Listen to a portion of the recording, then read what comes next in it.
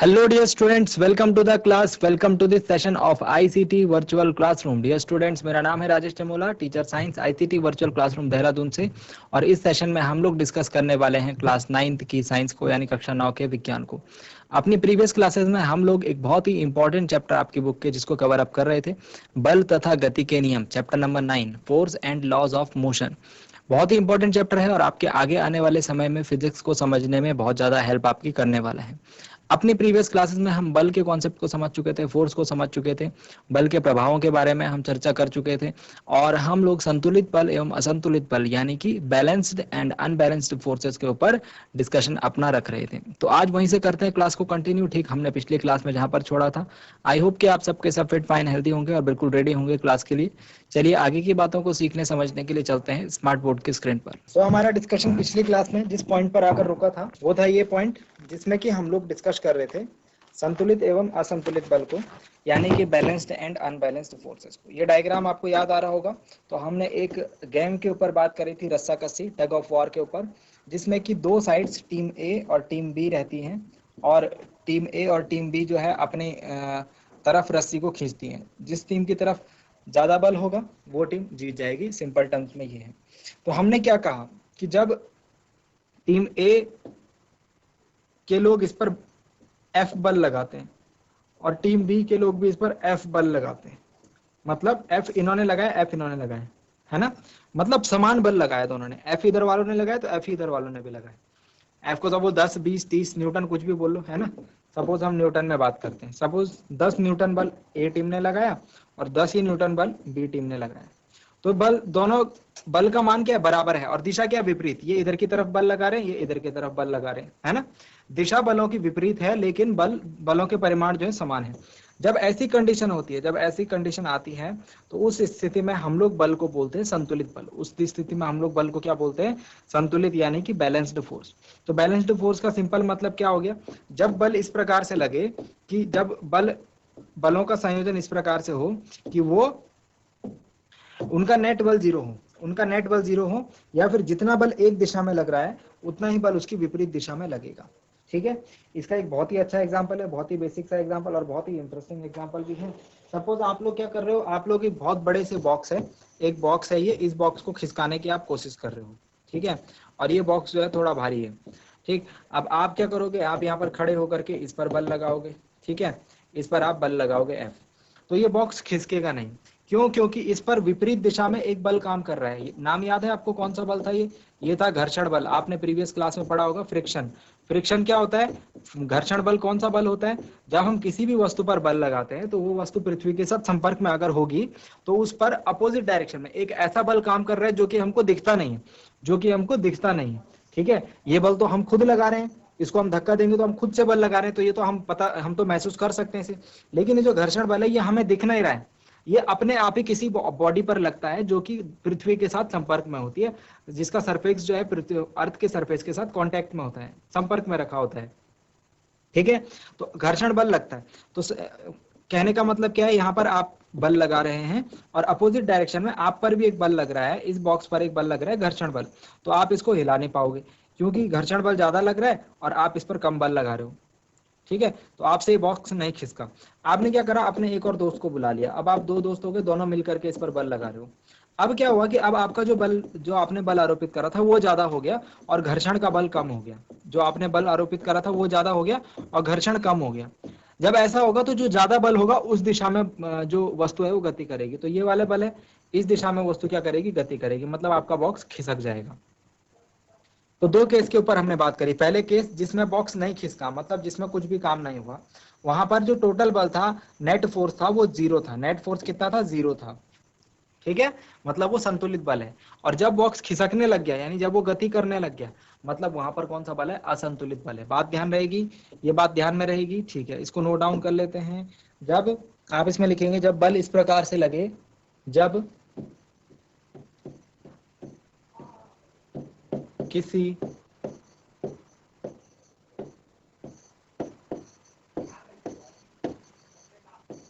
पिंड को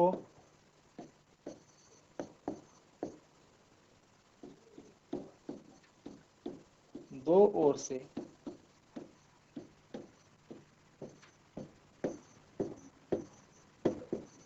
समान बल से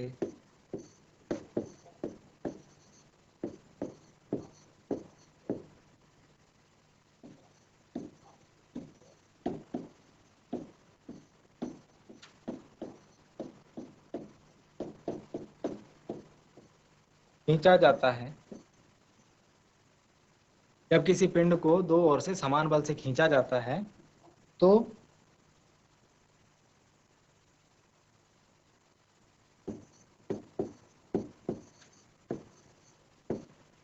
यह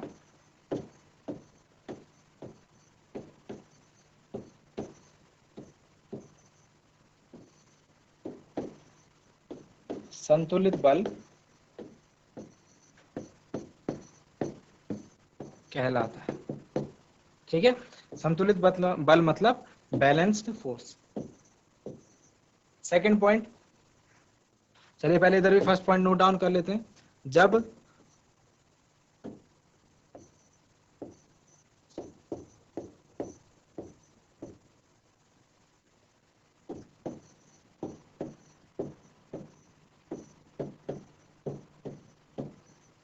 किसी पिंड को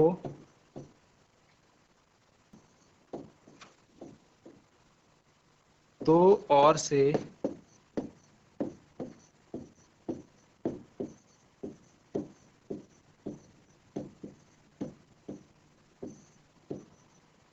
असमान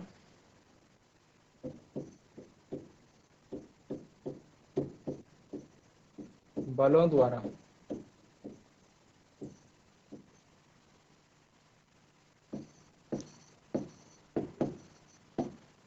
खींचा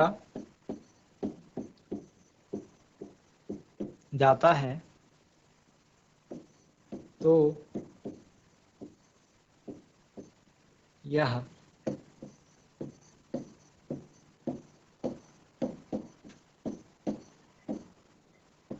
असंतुलित बल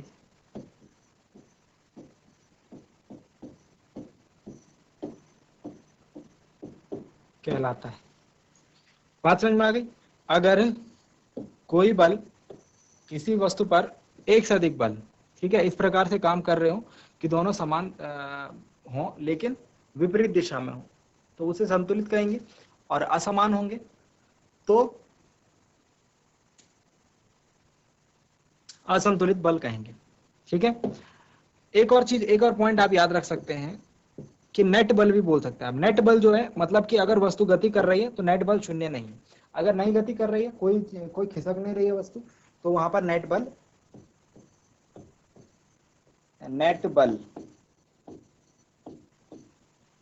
को कैसे लिखते हैं? F net is equal to 0 होता है संतुलित बल में। ठीक है, असंतुलित बल में नेट बल एफ नेट जो है वो 0 के बराबर नहीं हो। बात समझ में आई? संतुलित बल में नेट बल जो है एफ नेट जो है वो 0 के बराबर होता है, जबकि असंतुलित बल में जो नेट बल है, नेट फोर्स है, वो 0 के बराबर नहीं होता। ठीक है, तो ये हमारे पास कुछ एग्जांपल्स हैं और कुछ पॉइंट्स हैं किस चीज के रिगार्डिंग? संतुलित और असंतुलित बल के रिगार्डिंग। इसके अलावा हमारे पास एक और पॉइंट है,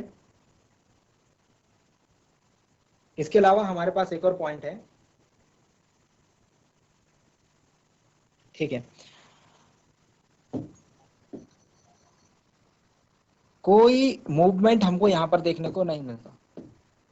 पिंड में या वस्तु में, हमने क्या लिखा ऊपर? पिंड लिखा है ना, तो पिंड मतलब वस्तु, बॉडी एक ही बात है। ठीक है, पिंड में कोई गति नहीं देखने को मिलती हमको। कहाँ? संतुलित बल में। पिंड में कोई गति नहीं देखने को मिलती हमको संतुलित बल में, जबकि असंतुलित बल में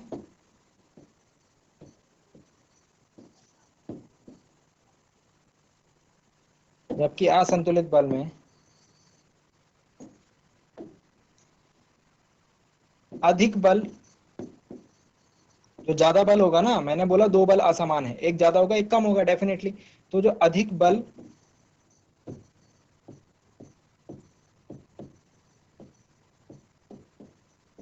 वाली दिशा में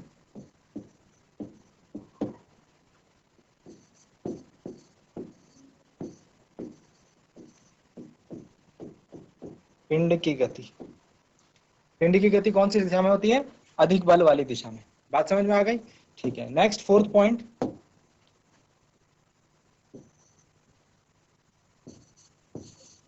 फोर्थ पॉइंट लिखेंगे। फोर्थ पॉइंट में आप लोग क्या नोट डाउन कर सकते हैं? तीन टाइप्स हो गए हमारे पास। जब किसी पिंड को दो ओर से समान बल से खींचा जाता है तो संतुलित बल कहलाता है। नेट बल 0 होता है, पिंड में कोई गति हमको देखने को नहीं मिलती इसके अलावा। ठीक है।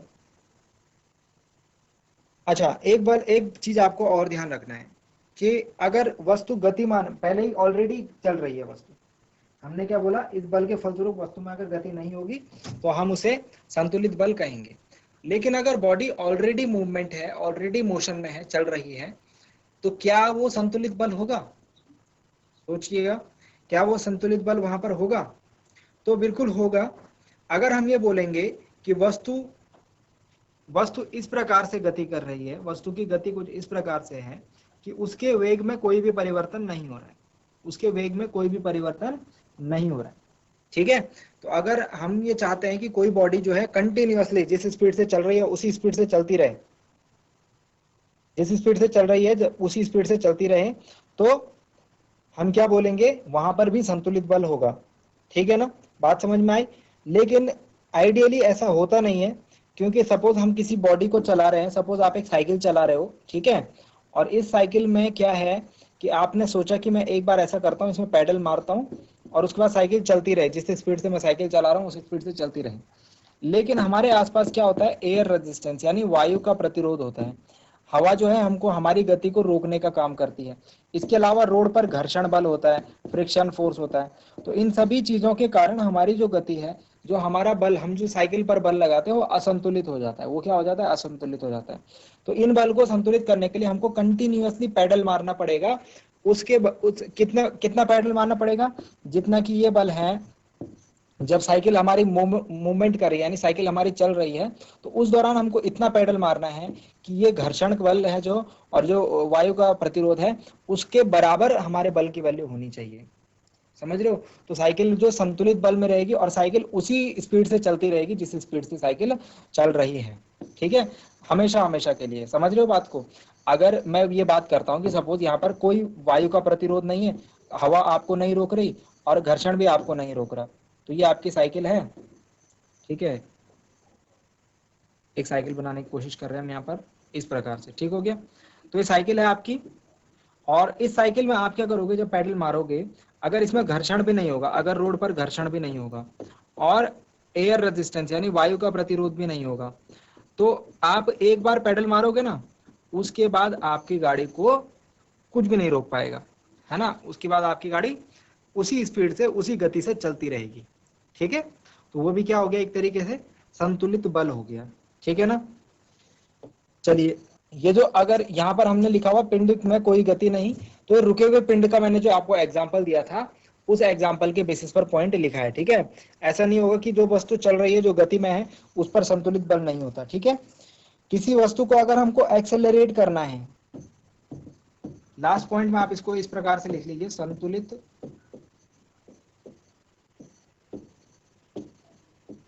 बल के कारण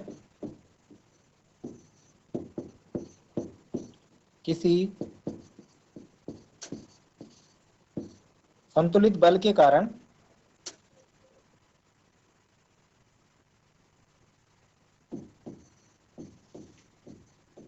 किसी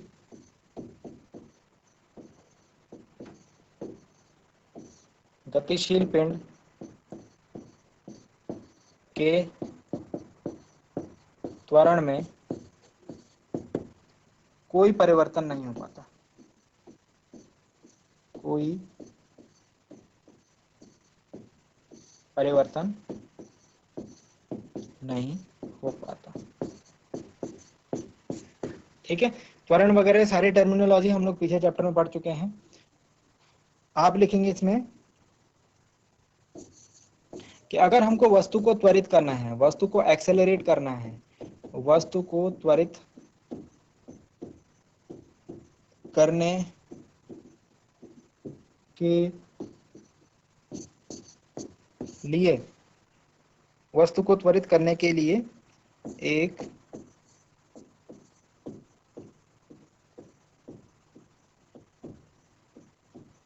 असंतुलित बल की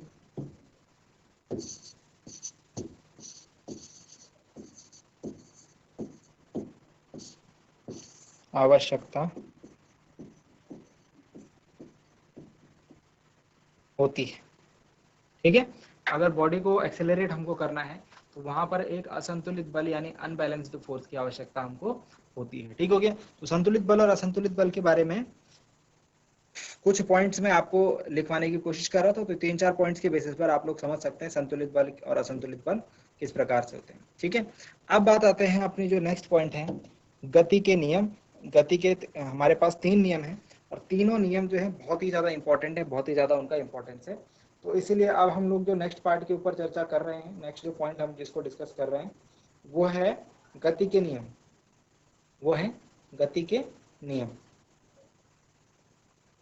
हेडिंग डालेंगे गति के नियम, लॉज ऑफ मोशन।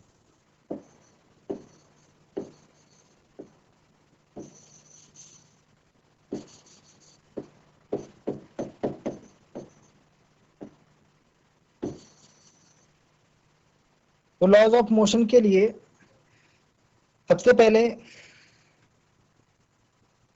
जो साइंटिस्ट हमारे पास आते हैं वो है गैलीलियो गैलीली। गैलीलियो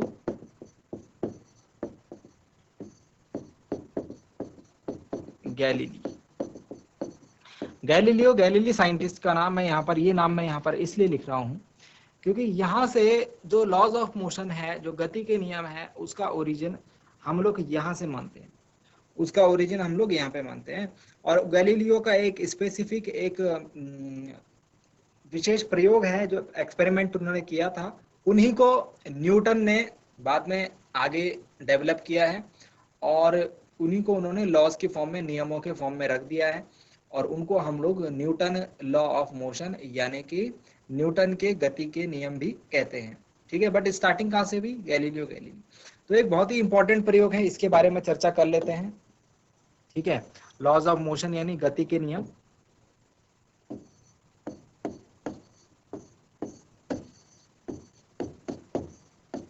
बहुत इंपॉर्टेंट कॉन्सेप्ट है।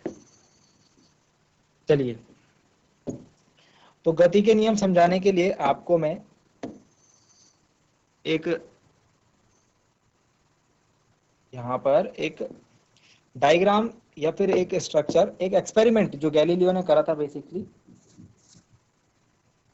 उसके ऊपर लेकर के चल रहा हूं, उसके ऊपर लेकर के चल रहा हूं।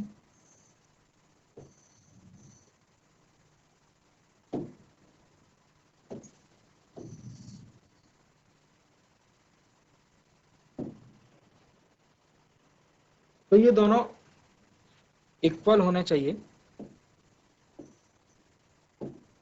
एक मिनट में इनको इक्वल बनाता हूं, इनका इक्वल होना बहुत जरूरी है। ठीक है, अभी बताता हूं क्यों।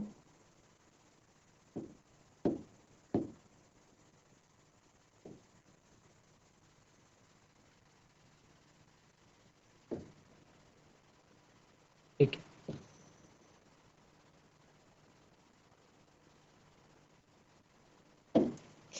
तो गैलीलियो ने इस टाइप के दो इंक्लाइंड प्लेन लिए। इंक्लाइंड प्लेन यानी इनको क्या बोलते हैं, इनको हम कहते हैं इंक्लाइंड प्लेन।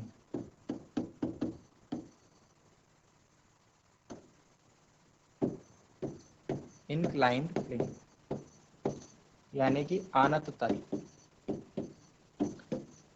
ढलान वाली जो सरफेस होती है ना, वो लिए, एक तरीके से समझो बात। ठीक है, और दोनों की जो ऊंचाई थी ना, दोनों की जो ढलान थी वो बराबर थी, दोनों की ढलान क्या थी, बराबर थी। और इनका जो सरफेस था, इनका जो पृष्ठ था, वो उन्होंने कुछ इस प्रकार से डिसाइड किया कि घर्षण रहित हो, घर्षण रहित यानी घर्षण नहीं होना चाहिए। ठीक है, और उन्होंने क्या किया, उन्होंने इसके ऊपर एक कांच की बॉल, एक बॉल ये बॉल का पृष्ठ भी जो है ये भी घर्षण रहित है, वो रोल करनी शुरू करी। तो कांच की बॉल यहाँ पे ड्रॉ करता हूँ। सपोज ये बॉल है, सपोज ये बॉल है,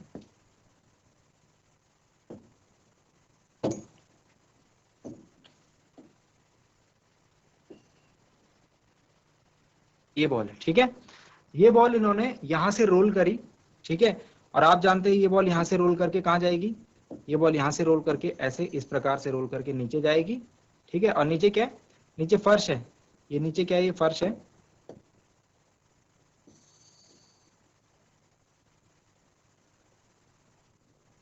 मतलब जमीन पर ये रखे हुए हैं दोनों अनंत तल, ठीक है। और यहां से रोल करते हुए यहां से रोल करके आएगी और फिर इस पर ऊपर चढ़ जाएगी, इस पर ऊपर चढ़ जाएगी। और चढ़ने के बाद वो यहां पर पहुंच जाएगी इस बिंदु पर।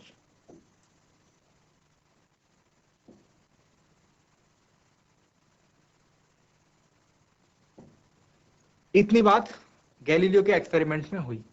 समझने की कोशिश करना, जो डायग्राम बनाया है मैंने, इसमें बॉल को जो है एक अनंत तल से एक इंक्लाइन प्लेन से रोल किया जा रहा है। रोल करने के बाद वो दूसरे इंक्लाइन प्लेन पर उसी ऊंचाई तक चढ़ जा रही है जिस ऊंचाई से ये यहां से निकली थी। सपोज ये ऊंचाई यहां से और यहां तक की जो ऊंचाई है, ये सपोज हम बोलते हैं 5 मीटर है। तो यहां से यहां तक बॉल कितनी ऊंचाई तक चढ़ेगी, 5 मीटर ऊंचाई तक चढ़ेगी। इसके बाद इन्होंने क्या किया, इसके बाद इन्होंने ऊंचाइयां चेंज करी, ऊंचाइयां चेंज करी, यानी कि इस ढलान को कम किया। इस तरफ वाली, इधर वाली ढलान तो इन्होंने सेम रहने दी, लेकिन ये वाली जो ढलान थी इसको ये कम करते गए, ठीक है। और कम करते गए, कम करते करते करते करते इन्होंने 3-4 बार इसको कम किया और फाइनली इन्होंने इस ढलान को बिल्कुल ही खत्म कर दिया, इसको पूरा प्लेन कर दिया। तो वहां पर इन्होंने कुछ निष्कर्ष देखे, कुछ इन्होंने कंक्लूजन्स निकाले, उनको हम लोग देखते हैं नेक्स्ट क्लास में। सो आई होप आज की क्लास में जो बातें की गई आपको समझ में आई होंगी, इंटरेस्टिंग लगी होंगी और आपने आज की क्लास में नया कुछ जरूर सीखा होगा।